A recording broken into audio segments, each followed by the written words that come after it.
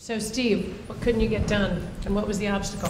Well, we had a brief discussion at the beginning of the year of using biofuel, but it was very brief because it seemed to me that biofuel is a West Coast phenomenon. From what we were told, if the temperature gets below 40 degrees, vehicles can get hurt by biofuel.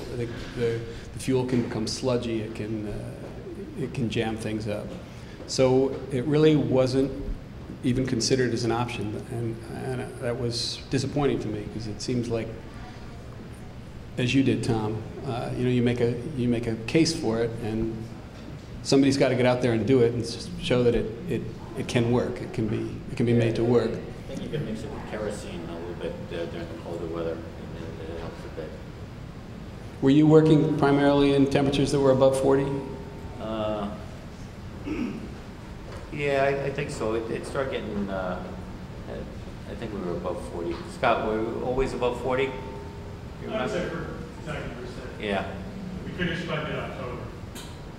So it was, it was getting chilly, but it wasn't real. Yeah. Cold. Well, on any given day, the temperature can go down, and then people Yeah. start to pull their hair out, I guess. But yeah, but on the real cold days, you have issues like with glow plugs and getting the gel warmed up. They have a few things you can put in, but I've read that the kerosene is probably one of the better things to use, and you have Diesel Pro, which you have Diesel Pro, which is something that'll help stop the gelling. The gelling, but so that's a.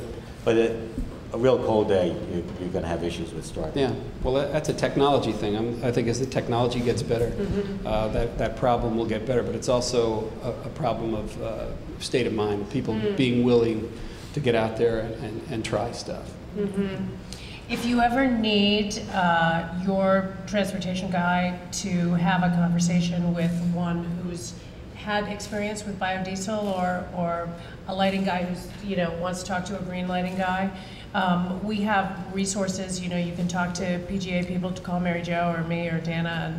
And actually, Jimmy Whalen is the one who sold the last, I can't remember which producer it was, on biodiesel used with kerosene at temperatures below 40 degrees. And but Diesel Pro is much better. Apparently, kerosene is a little, it's not often used. So we have people that your guy can talk to if you want to do that. Good. I have a question for you, though. Law & Order is a pretty Tony show, and you got a lot of fancy people on that show. Any charter fights being used? No, not at all. Fly-in cast from LA to New York? Yes. Awesome, good job. Yeah, well, absolutely. Again, you are mandated to say no. It's a very handy two-letter word. You can tell me later. No, really, that's really good. Well done. Okay, Damien, what's the hardest thing that didn't get done, and why? I mean, I unfortunately don't have to go back that far to find things that didn't get done, and I guess I'm of two minds of that. I think, one, it means that we're trying, and we're trying to do new things, and even if you don't succeed, you're making the effort to do so, which I think is, at the very least commendable. But, two, I think it also shows how far we have to go, despite all these great, efforts that everyone's doing. There is so much more that can and should be done. I mean, on a couple jobs last year, everything is simple of trying to give away leftover food at the end of a meal that we were told donation organizations were not allowed to take it because of various potential legal ramifications, that if they served it to somebody and that person got sick, they could be sued. So that got in the way sometimes. There was a job I was on last year that it took me 3 weeks to convince the production coordinator to call the eco products company, that instead of going to supermarkets to buy cutlery and plasticware, they should call eco products and try it and see what the prices are and give it a shot. And it took 3 weeks to convince them to do it. We're at the point, even though it wasn't my job and I didn't have jurisdiction over it, I was about to do it myself, and finally they did. And after not very much research, they wound up discovering that not only was the product good, because they thought bowls were going to melt if you put milk in it and things like that, and it wasn't going to hold hot coffee, but it wound up saving the job $200 a week You know, and over the course Nice. of 3 months, that's not nothing. That's in the So- category of old habits die hard. Absolutely, and they were, and everyone was extremely impressed, and I'm hoping that that group of people who I worked with continues that on. You know, in on Morning Glory, where we, I think, did a tremendous amount to help the environment, to do things in a conscious way. One thing that was talked about very early on in pre-production that we were not able to achieve, except for maybe once, was anytime we're filming in Midtown Manhattan, can we get rid of some of the star campers and get hotel rooms for the actors? And that would be their dressing rooms, and that's where they'd be. And we essentially scouted, once we knew the locations, we scouted as to what hotels were close. Did they have suites that would accommodate the needs of our cast members? And it didn't turn out we ever were able to do it for a number of reasons. Sometimes there were SAG rules that we would violate if we had the actors do one thing because they didn't have that certain requirement that they had in the camper. Or it could have been the actor's contract that mandated they had something that the hotel room couldn't provide, but that the camper did. Other times, it was, you know, the hotel is only a block and a half from set, but that block and a half is too far, and we don't have the time in the day to do it, so if it takes the actor 3 minutes to walk to set, that's too far. Or if the actor's gonna walk to set and there's paparazzi all around them, that's unacceptable.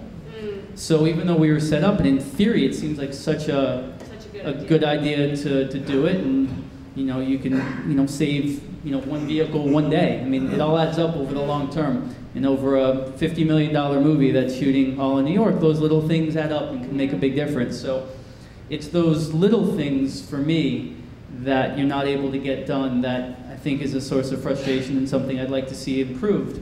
And then overall, and something that I think is the hardest out there, no matter what level of production you're doing, and what scale that you may be doing it at, it's still the effort that it takes for individuals to want to make a difference.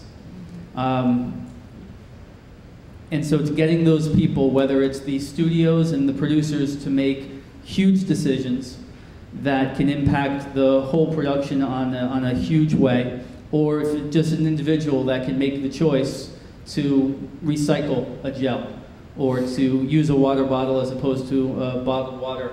Those little things, and as blatant as having two garbage cans next to each other. One says compostables and one says regular trash. And if the person who's throwing away their meal disregards which one it goes in, everything we've done to set it up is for naught. So it's those individual mindsets and the individual decisions that every single person has to make, no matter how much we as a production team may set up the resources for good, smart environmental choices to be made, the individual still has to do it. And it's convincing the people to take just that single step of consciousness, that little bit of effort, is the hardest. And sometimes you even will say to people, I've even said to people, you know, hey, don't throw the soda can in there. Can you please put it in there? They're like, oh, okay, whatever.